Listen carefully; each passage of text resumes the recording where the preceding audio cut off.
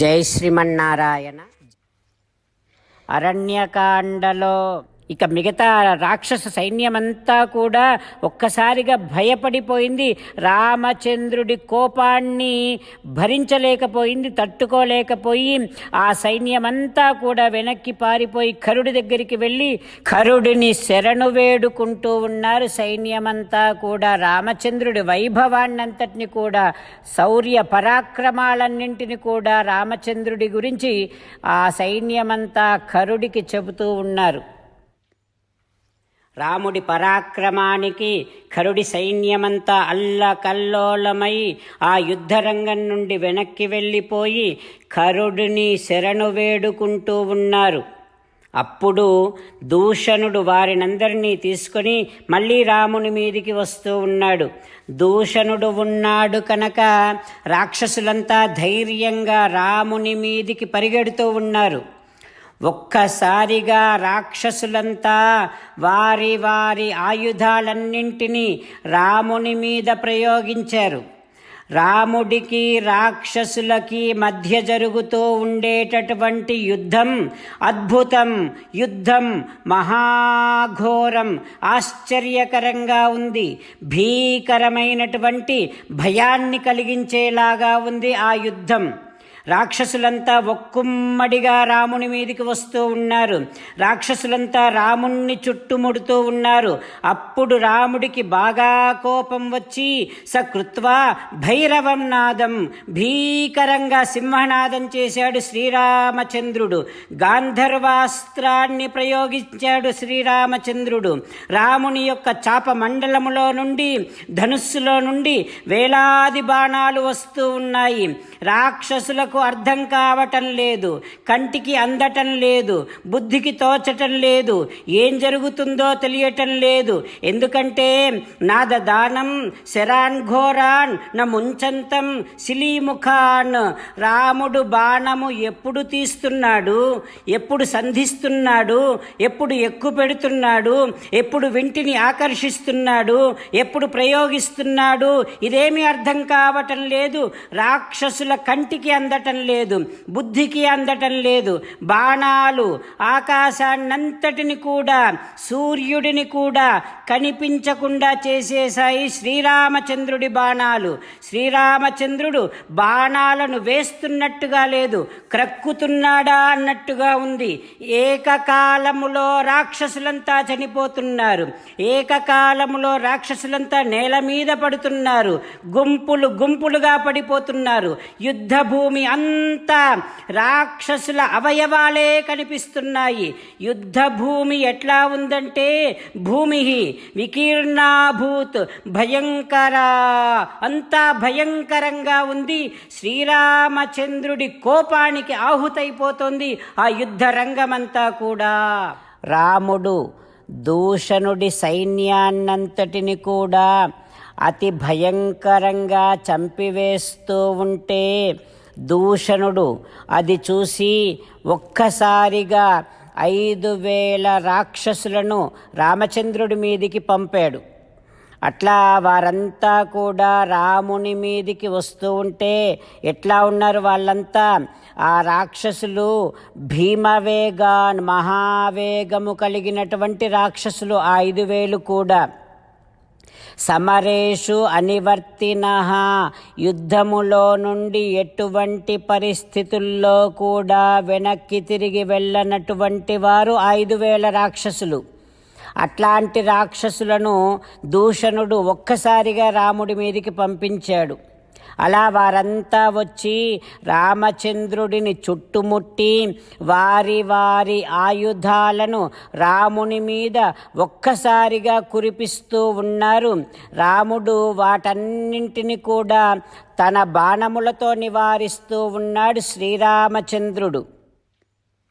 సీతారామచంద్రులను మనసారా ధ్యానము చేస్తూ పరమదయాళువు పరమశివుడు చెప్పిన పరమపావన రామనామాన్ని చెబుతూ మనము రామనామ గానము చేస్తూ ఉంటే అదిగో సీతారామచంద్రులు, పార్వతీ పరమేశ్వరులు, ఆంజనేయ స్వామి, సకల దేవతలు, పితృదేవతలు, మహర్షులు, ఆచార్యులు, భాగవతోత్తములు అందరూ మనని చూసి ఆనందముతో అనుగ్రహిస్తున్నటువంటి దృశ్యాన్ని భావన చేస్తూ నోరారా రామనామగానము చేద్దాం.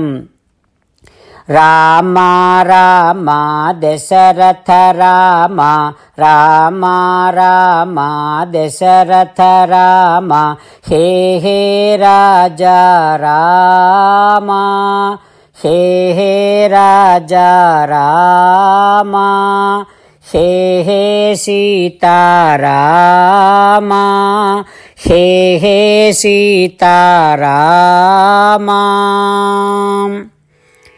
జై శ్రీమన్నారాయణ. భక్తులకు ప్రత్యేకమైనటువంటి విజ్ఞాపన. మీకు అన్ని విషయాలలో వెంటనే మంచి ఫలితాలు రావాలి అనంటే ప్రతిరోజు 1 నిమిషం వెచ్చించి నారాయణాస్త్రాన్ని చదవండి. ఇక మీకు తిరిగే ఉండదు. నారాయణాస్త్రాన్ని పొందడానికి మీరేం చేయాలంటే నారాయణాస్త్రం అనే వెబ్సైట్కి వెళ్ళి మీ పేరు, మీ ఈమెయిల్ ఇస్తే మీ ఈమెయిల్కి నారాయణాస్త్రం PDF వస్తుంది. అందులో ఒక రామాయణ శ్లోకం, ఒక గీతా శ్లోకం, ఒక విష్ణునామం ఉంటాయి.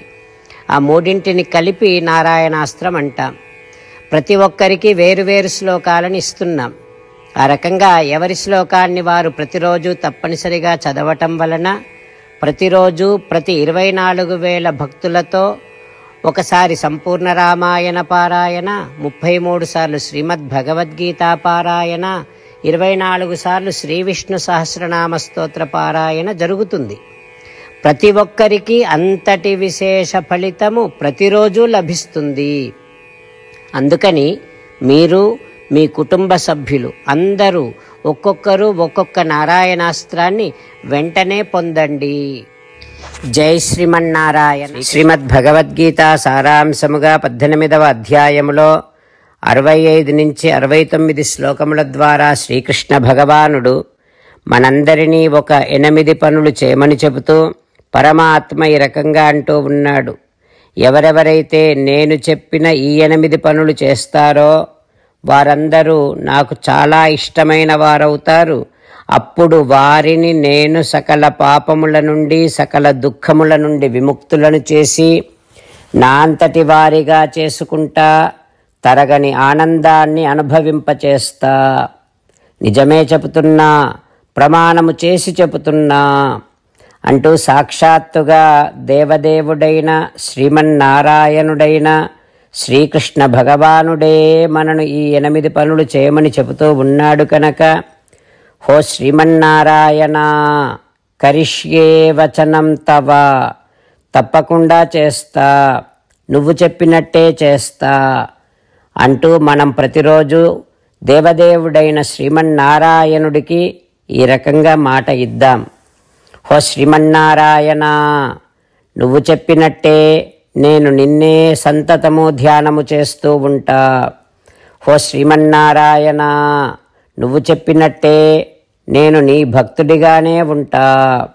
హో శ్రీమన్నారాయణ, నువ్వు చెయ్యమన్నట్టే నేను నా విధులను, కర్తవ్యాలను నీ సేవగా, నీ తృప్తి కోసమనే సక్రమంగా నిర్వర్తిస్తూ ఉంటా. హో శ్రీమన్నారాయణ, నువ్వు చెప్పినట్టే నేను నీవాడిని అనే మహావిశ్వాసాన్ని సంతతము కలిగి ఉంటూ నా హృదయములో నీకే నమస్కరిస్తూ ఉంటా. హో శ్రీమన్నారాయణ, మామేకం శరణం వ్రజ, నన్నొక్కడిని మాత్రమే శరణు వేడుకో అని నువ్వే అన్నావు కనుక నేను నిన్ను ఒక్కడిని మాత్రమే శరణు వేడుకుంటా. హో శ్రీమన్నారాయణ, మా శుచః, ఇక దుఃఖించకు అని నువ్వే నాకు భరోసా ఇస్తూ ఉన్నావు కనుక నేను ఇక దుఃఖించను. హో శ్రీమన్నారాయణ, నువ్వు చెప్పినట్టే నువ్వు నా కోసమని చెప్పిన శ్రీమద్భగవద్గీతను ఎప్పుడో ఒక్కసారి కాకుండా ప్రతిరోజు కనీసం 1 శ్లోకాన్నైనా అనుసంధానము చేస్తూ గీతోపదేశాన్ని జ్ఞాపకం చేసుకుంటూ ఉంటా.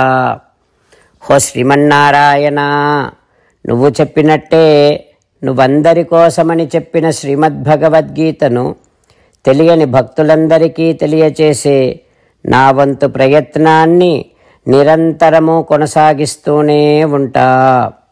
ఓ శ్రీమన్నారాయణ, నేను నువ్వు చెప్పినట్టే చేస్తా, నీకు నచ్చినట్టే ప్రవర్తిస్తా, నీకోసమే పని చేస్తూ ఉంటా. కరిష్యే వచనం తవ. సర్వం శ్రీకృష్ణార్పణమస్తు. జై శ్రీమన్నారాయణ.